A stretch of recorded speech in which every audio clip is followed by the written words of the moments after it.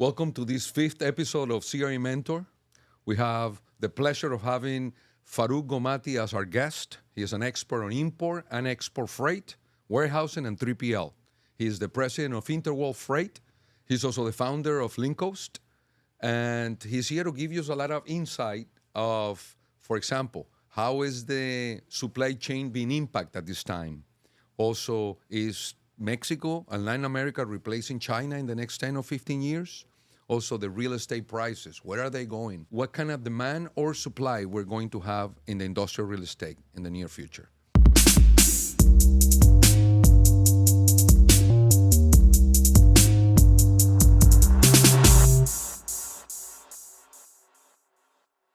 Let me first say, I met you about 13 years ago, 15 years ago? About that, yeah. Maybe 15? Yeah, 15, 13 years ago. And the world was different then when it comes down to cargo. Yeah. It was so simple. Yeah. And the world has just grown to be, this is a very important topic.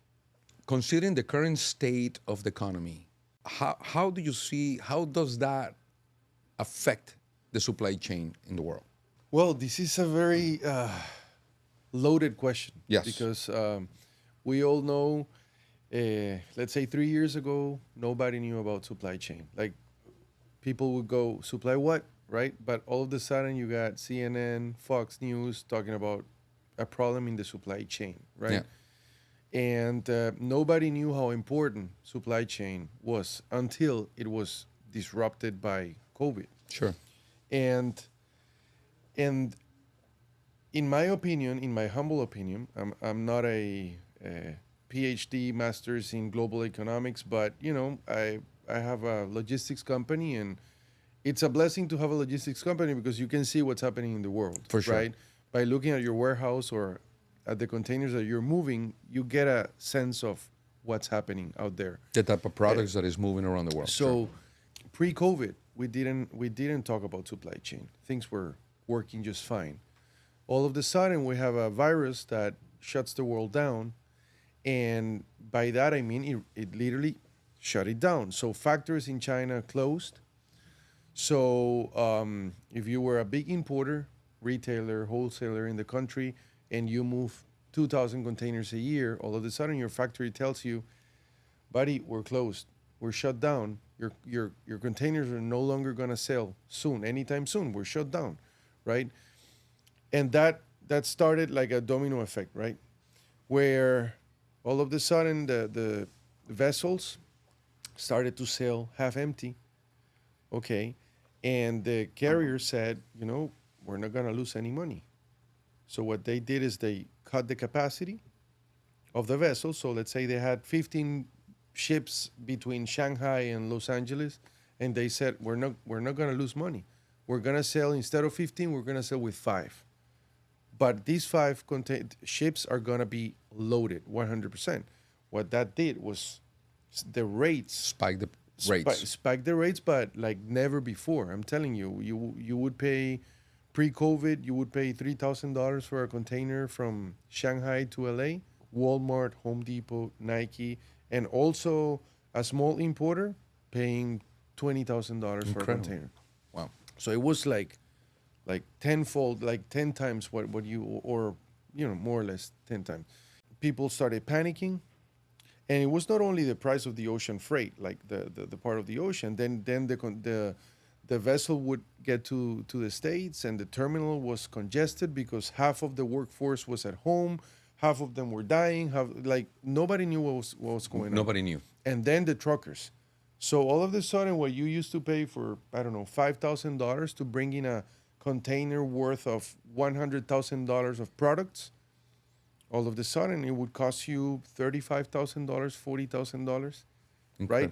But people started panicking and said, "There's no space. I need to have all my load, all my containers in the vessel."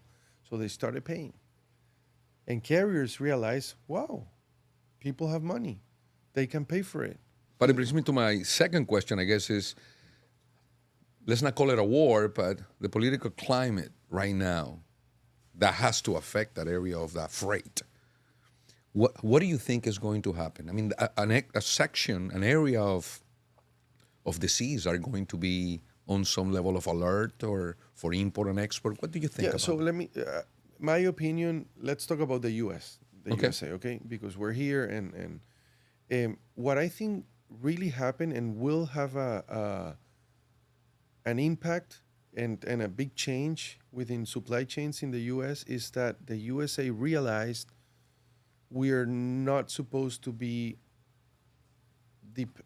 dependent on China 100%. They're far away. If they shut down, there's nothing we can do. So I believe the nearshoring into Latin America and Mexico is going to be a big shift. It's going to take time. It's going to take time. I believe there's a lot of buzz around it right now. Okay. But I think that's going to change. And it makes sense. Why would you source your products from China? Right. Another culture, like miles and miles away, where you can source them from Colombia, from Argentina, is a little far away, but let's say Mexico, where we share a border. So that will definitely. So in the next 10, 15 years, you think Mexico is going to replace China as not as a we had superpower? As 2 months ago for the first time in history where Mexico surpassed the imports into the States than China for the first time like 2 months ago. That's good. In commercial value. But then, of course, you have the produce, you have the fruits, the vegetables, and that's a big thing that is coming in from Mexico, right? There are many other things that might not be replaceable in the short term, right? It might take some more time. I think at some point, yes, Mexico will be more important to the U.S. in terms of trade. But it will take time. It will take a lot of time. I mean, I love what's happening because I'm Colombian. I lived 9 years in Venezuela, immigrated there, and then here. And we always have in Latin America that mindset that the Yankees don't want to do this for us, or they're always doing that, or they take advantage. And the truth is, now that I'm here and I feel really American, I'm more American than anything. Yeah, what's happening? Let's take advantage of our people, of our continent, America, and let's just explode this economy. And thank you. What I think is, and that happens in every industry, with technology, globalization, and everything that's happening nowadays, you can be more competitive. If you put yourself in 30 years ago, and you are in Colombia, and you wanted to compete against the factory in China, maybe you didn't have the intellectual property to put in place a factory. Nowadays, you have access to everything. Literally everything. That's true. How do you think AI is going to affect your industry? I am a big believer that relationships will prevail and that you will never be able to replace a meaningful relationship through AI. The human element. Yeah. But I mean it from the cost effectiveness. And people are always worried, they're going to fire a bunch of people. How are you going to be more effective? Well, speed to market. Sometimes, you have to pick up the phone, call an airline, a steamship line and ask where the container is. Maybe through AI, you can do that with a robot, or instead of 1 hour, you can take 10 minutes or 5 seconds. Sure. And that will be seen as an internal efficiency. So Time, my value, cost money. of operating is going to be lower. That's how I see it. I honestly don't want to think that that's going to replace humans 100%, and I don't think so. No, it's not. But yes, it will make us smarter. And the better we use AI, the more chances we will have in the future. More efficient. I'm using it every day. I look for ways to use it because it's a matter of training. We are training the machine actually to work for us. Exactly. That's the way I look at it. What is your main cost in that industry of yours of warehousing and freight forwarding and logistics? What is the biggest expense that your company has, aside from labor, I guess? Yeah, so labor and rent. So the real estate is the space. Yeah, definitely labor is number one or number two together with rents. The cost of space. The cost of space. So what do you think about these new prices? You're talking about a $3,000 container became a $25,000, $20,000 rents. We were renting space at what, $9 a foot, $9.50, went all the way down to 23, $25 a foot. That's unsustainable. Okay, so I hope it happens. What's happening right now with the shipment costs, I hope it happens with space. and that's because I see this as a cycle, and shipping and supply chain, started it, and I hope at some point it will play catch up with other elements of the economy. The reason why I believe things need to correct is the following. So during the pandemic, everybody was making a lot of money. Yeah. Everyone did a lot of money. I mean, a lot of people. Some people did, didn't do very well, but the majority of people did a lot of money. So what I see right now is, now that at least in shipping, we're back to pre-COVID, even lower than pre-COVID levels, which means we're making less money right now, okay? The whole industry, steamship lines, airlines, freight forwarders, 3PLs. You read the news, a bunch of trucking companies are filing for bankruptcy. A lot of startups are no longer there. No way. That's actually happening right now. Our revenues and margins are below pre-pandemic levels, but space and labor is what, 60 to 80 something percent more expensive than 2018, 2019. And that's why I think that's not sustainable, and there's got to be a correction. It depends, if you're Amazon, if you it depends in which industry you're playing, right? But at least as third-party logistic providers, where we don't own the assets, we don't own the trucks, we don't own the vessels or the planes, it's not sustainable. I don't think it's sustainable at all. I understand that now, from the industrial standpoint, those big institutional owners, hedge funds, REITs, they are building higher and more efficient buildings. So they're higher, more doors. So that efficiency, I think, in the future is people will have to shrink a little bit, right, and take advantage of the ceiling height. Yeah, that's no brainer. But still, I mean, when you used to pay $10, now you're paying $24. There's had to be a correction. Right now in our local market, just in our local market, I know there's almost 7 million square feet are coming to market. And then you're telling me people are making less money, and there are two items that haven't really adjust to the new economy: space and labor. I guess that's going to have a big effect on industrial real estate. yeah. Thank God your space is not due yet, so we can see that going down soon. Yeah. Now that you have a company, that you founded a company in Link Coast, and I can see that you outsource. That's pretty much what you do. You can call it differently, but outsource. It's brilliant. I'm as Colombian, people don't have any idea of the talent that we have in Latin America. Yeah. And they will rather live in their country, make a decent amount of money, maybe dollarize, and stay. And it will provide an amazing service for companies here. I guess that's along the lines that you built that. That's exactly what we do, yeah. So we help companies set up their satellite office at a nearby country, in this case Colombia, where we share many things in common. Same time zone, right? Similar culture. It's very different if you call a customer service and you get, let's say, An Indian accent. It's different than having Carlos or Andres picking up the phone and talking to you. And it's a nearby country. So you take a plane, you're 2 hours, you're there, instead of having to fly 20 hours to get to your call center somewhere at the other side of the world. And the pool of talent that there's in Latin America is amazing. At least in Colombia, there's a lot of talent. So we started doing this many, many years ago for ourselves. And then like 18, almost 20 years ago, we started doing that. But it's been only 5 years that I decided to found Link Coast and then start providing these services to US-based companies, mainly logistics companies, stakeholders in the logistics industry. I love when I see people telling me, no, I have 40, 50 employees in Colombia. What? So Yeah. they're obviously their cost is a lot less, and they are happy over there. Yeah.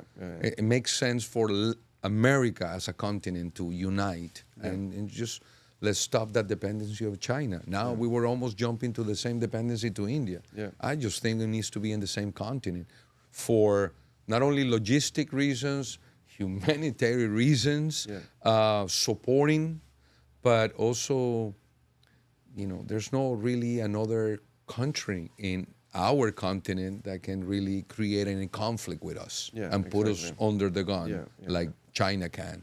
Exactly. Or Russia. Exactly. Let's talk about United States. What are the cities that you think that they are the ones that the cargo must be there, that will never not be the one to provide that space in our economy? You need to see the population of the U.S. at least right now. Well, we've had a massive exodus from Illinois and New York and California into Florida. So I don't know how the numbers will look like in the future in terms of where is the population of the country, right?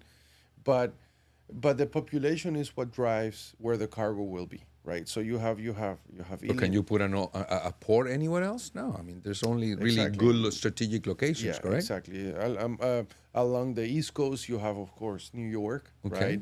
And through New York, you serve Illinois, where you have inland ports, right? Through the rail. Through the rail system. So yes, you have places in Illinois, you have places Texas, huge place, and now with all the immigration and all the nearshoring bus around Mexico, Texas will grow incredibly. Like it's gonna be big. It's already big. Everything is bigger in Texas, right? No, but I think there's a growth coming into Texas for sure.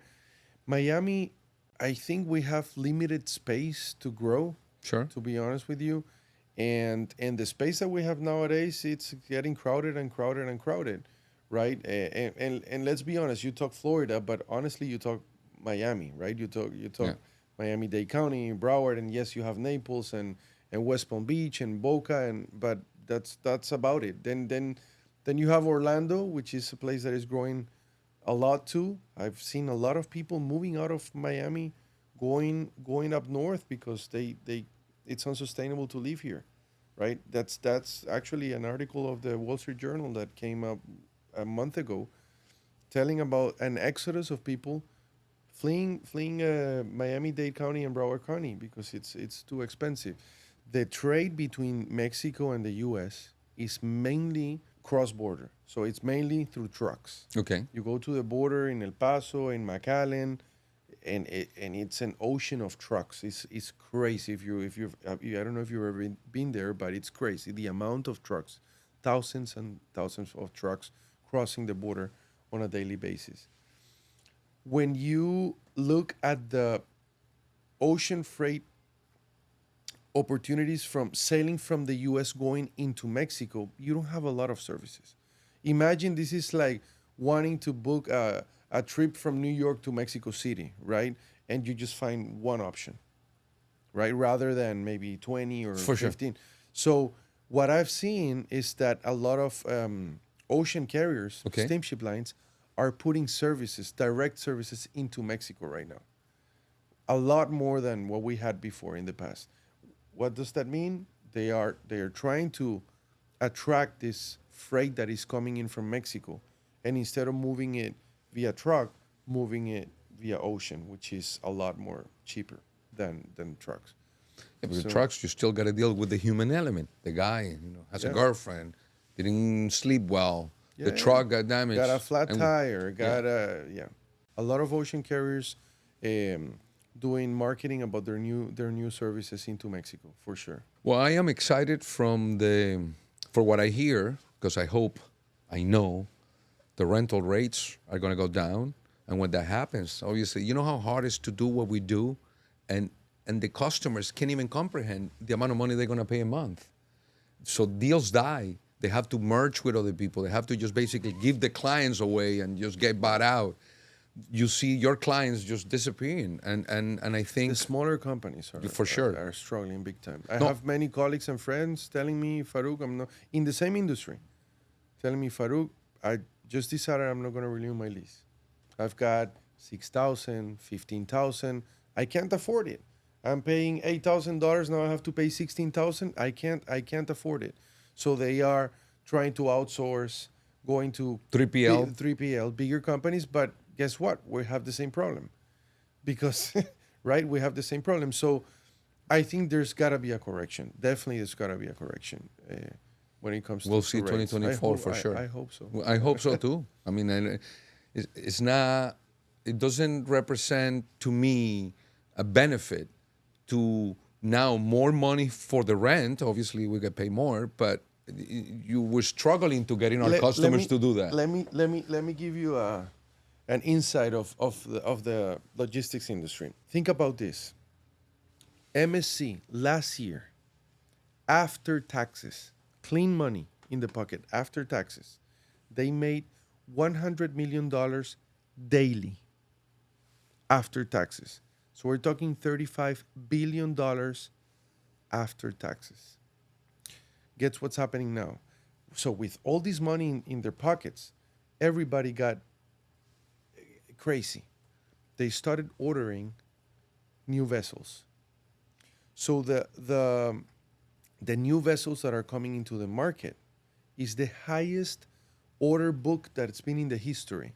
So right now, it's going to be about 38% of the global volume. It's going to be delivered into new vessels in the next 1 or 2 years. But what's happening right now? Vessels are empty. Oh, it's good to know. At least we know from the horse mouth that this is how you're feeling in your industry. I love it because now you get the brokers' lunches from the big institutional owners telling you, bring your customer. Now you can sense the sense of urgency to sign people up right now because rents are going to continue to go down. And this is when we make good moves, good transactions. The only issue is anything above 50,000 square feet nationwide is owned by a hedge fund company. Exactly. And those guys are hard to move. But when that big giant feels the pain, we're going to see some space coming back to market. And that's going to be great for the end user, and then you guys as investors or tenants. And do you see at some point that flipping where they start selling some of their assets? I think those institutional owners will not sell they will sell the big asset like the Class A space to another hedge fund, right? Someone with more tolerant to, they buy it at a price, they can make some money and get out. But they will start disposing some of those that were in the portfolio when they acquired, that they have a Class B building completely separated from the big pocket. So we will see space coming to market, but not in the big industrial parks. Yeah. I don't see industrial parks being sold in pieces. I don't see that at all. If you can do good in your business and your returns are good, you don't have to own the building, right? Mm-hmm. If you don't need to complicate your life. Now, if you want to be an investor because you're in that business, you try to look for a building, but at the end, you can always invest in real estate in many other ways, in industrial as well, but not for your own building. Farouk, very insightful, very thankful, because you know what? I'm going to be able to speak with more authority to those landlords from this point forward. Yeah, at least from a logistics standpoint, of course. I'm going to quote you. I'm going to send clips. Listen to me. You overbuilding. Too many trucks. Thank you for coming. No, thanks for the invite.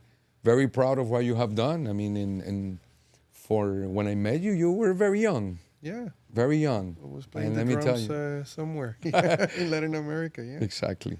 Thank you so much. Okay, my pleasure.